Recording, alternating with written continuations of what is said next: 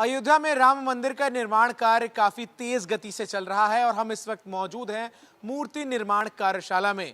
तमाम अलग अलग जगहों से जो शिलाएं लाई गई हैं, उन शिलाओं से रामायण के तमाम प्रसंगों से जुड़ी कलाकृतियां मूर्तियों के रूप में यहाँ पर बनाई जा रही हैं। तमाम मूर्तियों को हमने आपको दिखाया, लेकिन यहाँ पर लोग भी जो हैं वो दर्शन करने के लिए पहुंच रहे हैं। उनसे बातचीत करेंगे कि उनका अनुभव कैसा है यहाँ पहुंचकर। क्या नाम हुआ आप लोगों का और आप कहाँ से आए हैं? हम वाराणसी से आए हैं। मनोज पांडे मेरा नाम है। मनोज पांडे जी। आपका? राकेश कुमार सिंह। आपका सर? सुनील कुमार सिंह। सुनील जी। आपका? अरविंद शर्मा।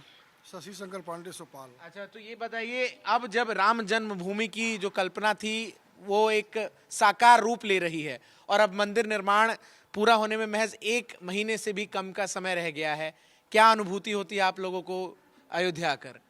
जीवन की एक कल्पना थी उस समय जब हम लोग छोटे थे, कार सेवा के लिए आते थे। आप लोग कार सेवा के लिए आए थे? जी। कब? हम 89 में आए थे और 91 में आए थे। सौभाग्य 92 के लिए नहीं था कि नहीं आ पाए, लेकिन इन 2 तिथियों पर थे।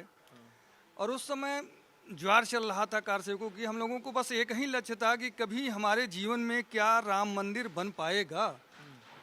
लेकिन आज आकर देखने के बाद ऐसा अनुभव हुआ, लगा कि हाँ जो है हमारी ज़िंदगी में हमारे लिए जो है प्रभु जी प्रकट हो चुके हैं।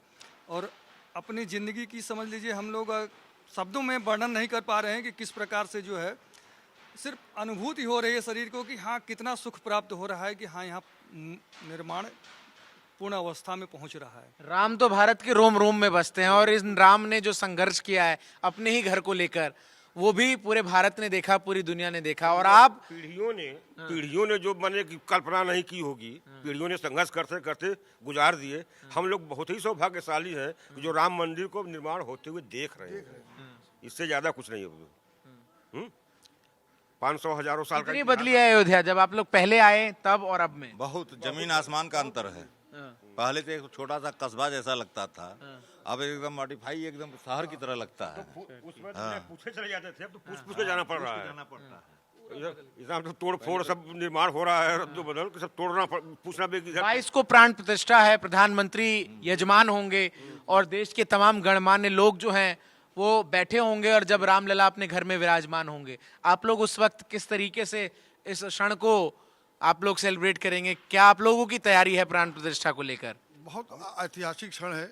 हम लोग चाहेंगे कि 22 तारीख को अयोध्या में हम लोग आए। वो तो संभव नहीं है क्योंकि यहाँ पर कोशिश करेंगे। लेकिन आप लोग जो जहाँ, जैसे आप लोग काशी से आए हैं, काशी तो बगल में है, 200 यहाँ ही दीपावली मनाएंगे। काशी और अयोध्या का तो वैसे भी जो संबंध है, जो मर्यादा पुरुषोत्तम भगवान राम है उनके आराध्य देवादिदेव महादेव हैं जो काशी में बसते हैं, तो काशी में क्या तैयारी है रामलला के प्राण प्रतिष्ठा की? काशी में घर घर दीपोत्सव रहेगा और जितने मंदिर हैं गांव के, शहर के, सब में एक दीपावली का वातावरण होगा और ऐसा लगेगा जैसे काशी राममय हो गई है।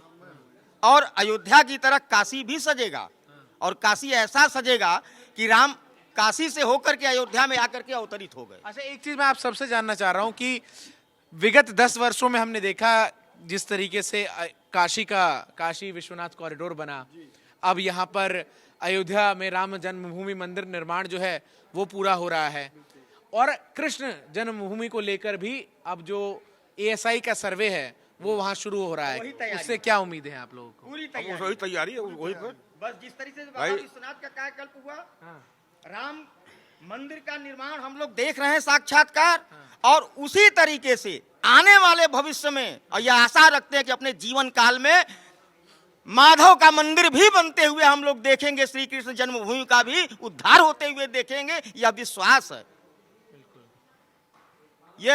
ये रोम रोम जो भारत देश का ये ऐतिहासिक और सांस्कृतिक जो विरासत रही है, हमारी आध्यात्मिक विरासत रही है, उसको तोड़ने का काम मुगलों ने, हुरों ने, यवनों ने जो किया है, आज उसको इस सरकार में, मोदी जी के राज में, योगी जी के क्रियाकलापों से स्थापित होने का कार्य किया जा रहा है और भारत की कोर्ट भी आज इस सरकार की बात सुन रही है। अच्छा, एक आखिरी सवाल, क्योंकि हम जिस प्रतिमा के आगे खड़े होकर ये बातचीत कर रहे हैं, कितना बड़ा योगदान है इनका इस पूरे राम जन्मभूमि मंदिर निर्माण भूमि के लिए कोटि कोटि प्रणेता हम लोगों के हैं। हमारे आवास पे जो है आना हुआ था अशोक सिंघल जी का। जी, समझ लीजिए वो हमारे जीवन के लिए सबसे ऊंची, नहीं कहते हैं कि एक फल प्राप्त हुआ, तो अशोक जी का आगमन हमारे घर पे हुआ बनारस में। उस दिन हमारे लिए सबसे बड़ी फल थी कि कम से कम एक छोटे से कार्यकर्ता के घर पे जो है अशोक जी गए। लोग कहते हैं कि इन्होंने राम मंदिर की परिकल्पना तब शुरू कर दी जब इसका कहीं दूर दूर तक कुछ नहीं था। सही बात है भाई। सन 89 88 से पत्थर गड़े जा रहे हैं, जबकि किसी को कल्पना नहीं थी कि राम मंदिर बनेगा। किसी को उम्मीद नहीं था कि बनेगा, लेकिन पत्थर तब से गड़े जा रहे हैं। आज के कम से कम 35 साल पहले से, आज से नहीं गड़े जा रहे हैं, 35 साल पहले से पत्थर गड़े जा रहे हैं। वो विश्वास था कि मंदिर बनेगा। उनको विश्वास था भाई, हम लोगों को विश्वास नहीं था, लेकिन उनको विश्वास था, हम लोगों को नहीं विश्वास था उस समय। बिल्कुल। वो तो कह रहे थे कि 30 साल की हम आगे की सोच लेकर चल रहे हैं। अभी जो हम कर रहे हैं वो आज का नहीं कर रहे हैं, 30 साल आगे देख रहे हैं कि क्या 30 साल बाद होना है कि आज हम इस चीज को देख नहीं पाए। बिल्कुल।